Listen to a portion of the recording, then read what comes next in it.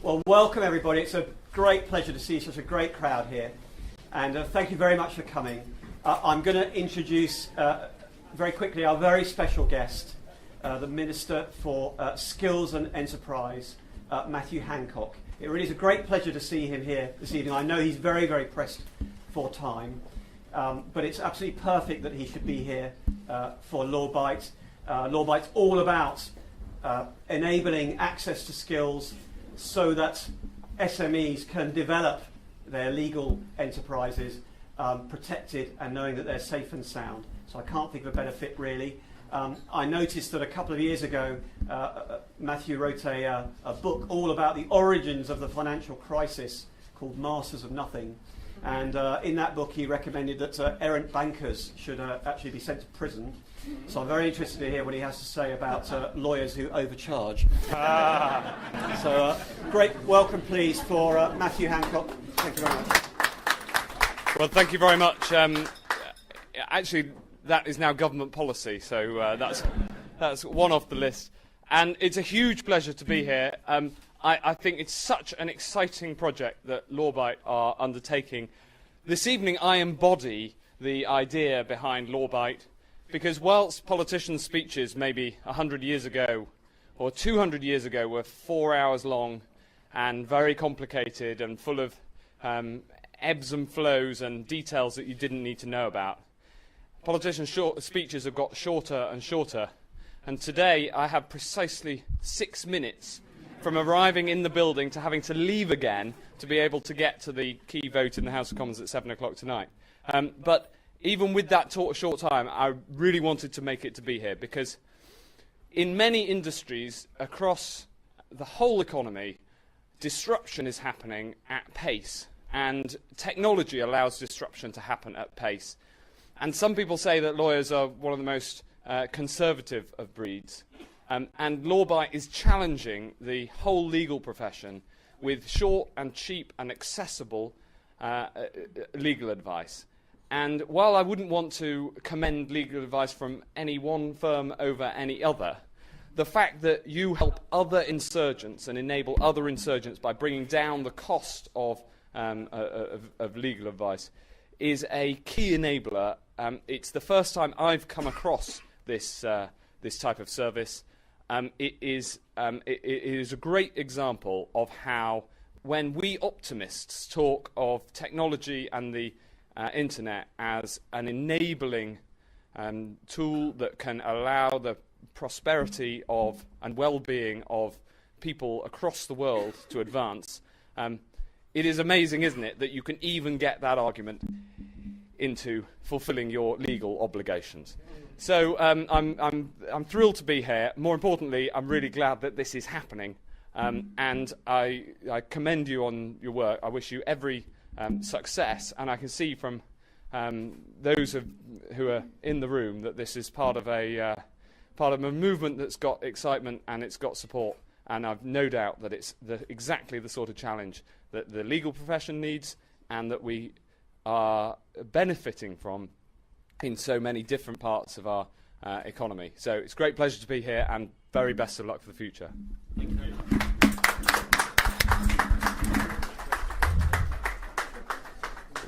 Now, there's one other thing I know as a politician, which is not to keep a large group of people from the bar for too long. So I will, with that, I will love you and leave you. No problem. And thank you all very much for your for putting up with me for this long. Oh, thank you for stopping by. I really appreciate it.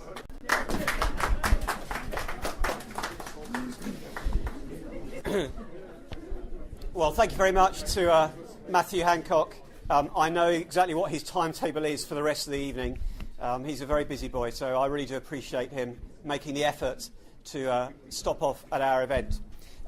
While I've got your attention, and before we tuck into some lovely canapes from Gather and Gather, and even more importantly, some lovely wine from Jules Wines, I just wanted to say a few words.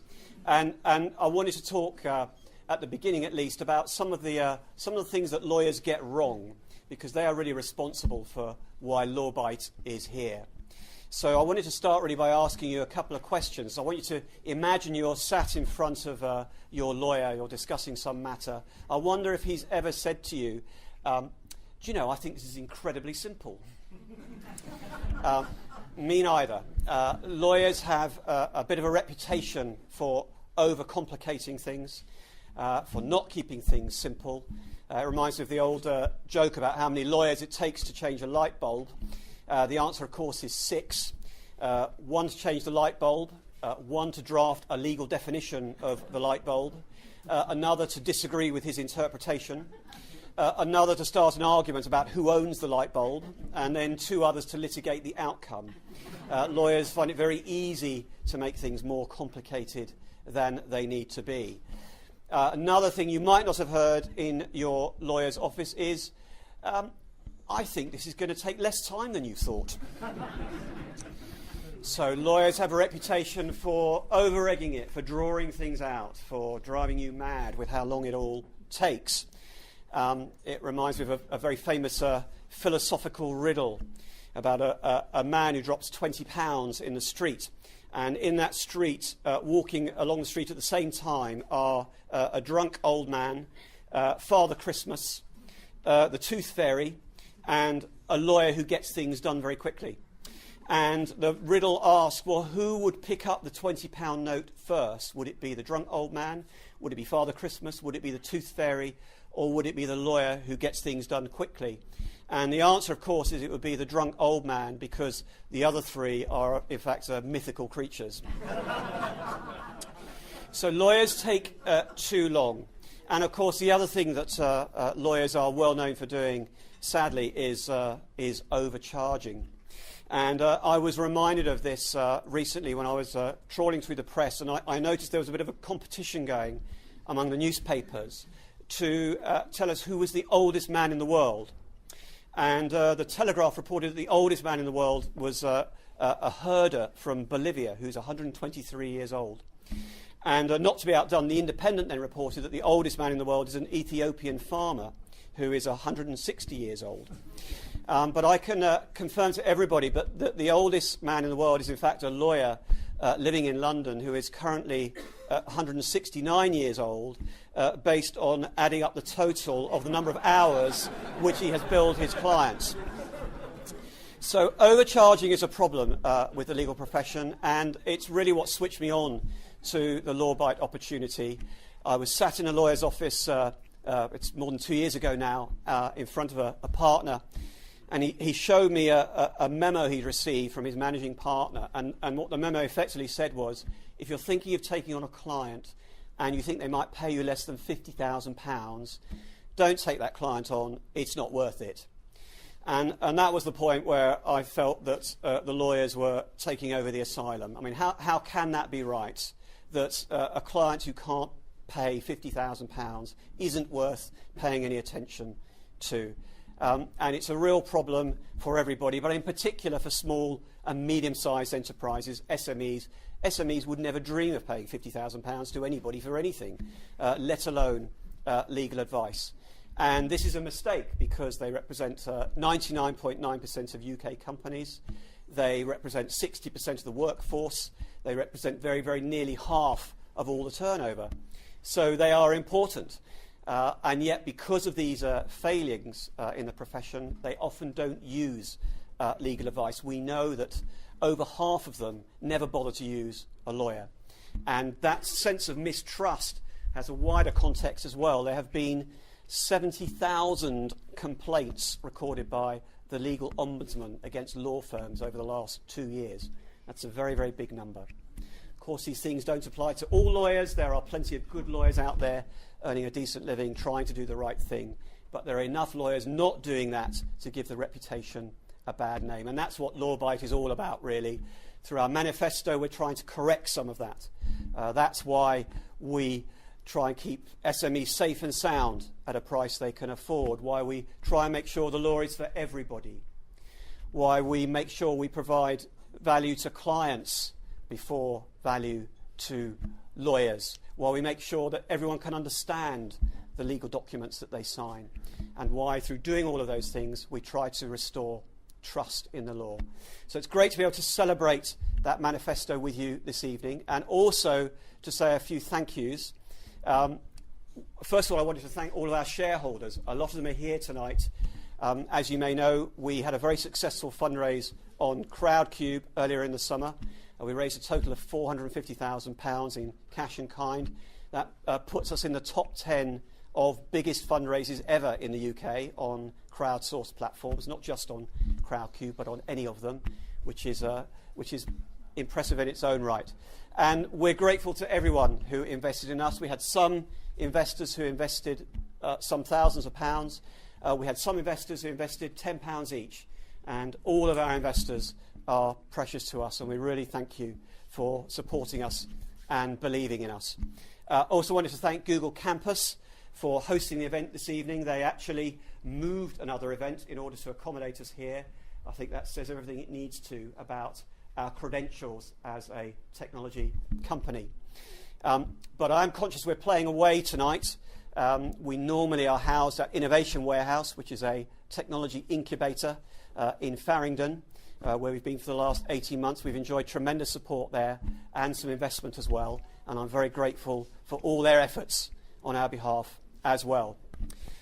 I also want to thank my team. They've done tremendously well to get us to this stage. David and Richard and Alan and Stuart and Lizzie, they're all here tonight. They've all got their special LawBite badges on. Please spend some time talking to them. They know just as much about the LawBite story as I do, and they can tell it from the heart as well. So the reason I push that team so hard is because I know the sense of the opportunity that we have here to do something special. And so, if only for the benefit of shareholders gathered, I'm just going to tell you a few highlights of how the journey's been going. So we raised our Crowdcube money. We spent the summer reconfiguring the website. You can see around you some of the photography from the website that threads through the whole offering now. We really wanted to give a picture to customers of small companies going about their business, and to make customers feel as though this is a business that's about them and for them. We've just switched on our digital marketing offering only 30 days ago. We're only spending £10 per campaign per day, so it's relatively small at the moment. And yet, in that 30 days, we've had 12,500 visits to the site. We've had 1,200 sign-ups. We've delivered 360 pieces of legal advice.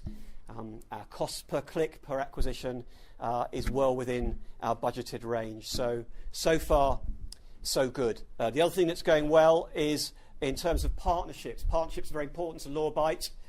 We focus on partners who already have a lot of traffic from small companies to whom we might add extra value. And so we encourage them to direct users to us in return for a financial benefit from any sales that follow on from those leads. Those affiliates are very important to us. We keep a list of everyone we're talking to or engaged with. When I looked at the list this morning, there were already 57 names on it. There will be hundreds. And there are some very interesting entities on that list. We're talking to the Institute of Directors. We're engaged with Metro Bank. We're engaged with Cambridge Business School and the Technology Hub around Silicon Fen. We're engaged with Daniel Priestley's Entrevo. Daniel is a guru to many thousands of SMEs with his coaching programs and his book, Key Person of Influence. And the affiliates are not just trading partners, they are service partners, people engaged in accountancy, insurance, and other law firms as well. We will work with the right lawyers who think about law the right way. So we're engaged with CEDA, the Centre for Effective Dispute Resolution, who provide the leading mediation service in the world. They provide an offering just for SMEs, which is hosted on the LawBite site. We're very pleased to have an alliance with mybarrister.com, which is the leading online provider of direct access to barristers. They have 100 barristers on their books already.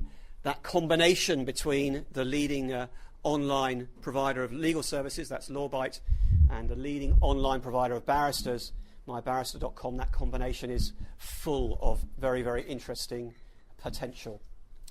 And the partnerships don't just stop in the UK. We've had approaches from Spain, Sweden, Ireland, India, the US to take the LawBite model and franchise it over there. India is particularly interesting with its common law roots. America is especially interesting. It has 27 million SMEs, so that's a fascinating target. And the final thing I wanted to celebrate with you was the fact that we are British, because there are not enough British companies that are dominant in their chosen sector of technology. The British legal system has travelled the world. It has a great brand, whatever individual lawyers are doing with it.